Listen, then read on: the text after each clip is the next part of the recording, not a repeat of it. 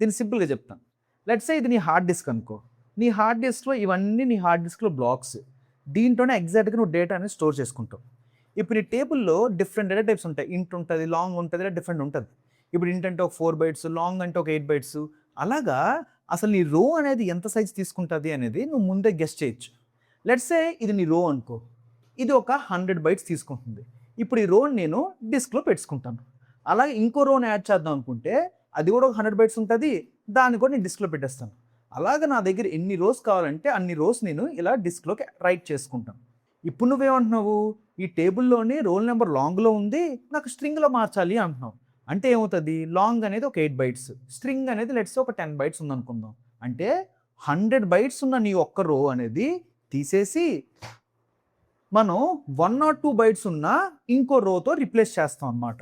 So ఇలాగా నీ దగ్గర ఎన్ని రోస్ ఉన్నాయో ప్రతిదీ రిప్లేస్ చేసుకుంటూ వెళ్ళాలి.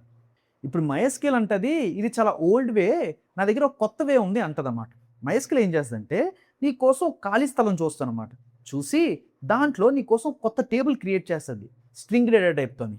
క్రియేట్ చేసి MySQLలోని MVCC అనే కాన్సెప్ట్ ఉందన్నమాట. అదేం చేస్తుందంటే ఒక స్పెసిఫిక్ టైం దగ్గర నీ డేటా యొక్క స్నాప్షాట్ తీస్తుంది.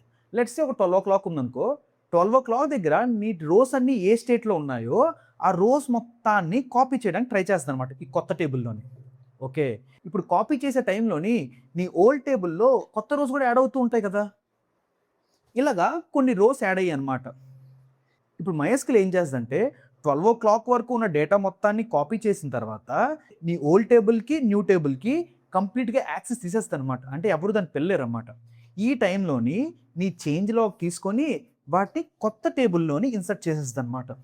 సో ఇక్కడ అబ్జర్వ్ చేస్తే నీ కోసం కొత్త టేబుల్ క్రియేట్ అయిపోయింది స్ట్రింగ్ డేటా టైప్తో.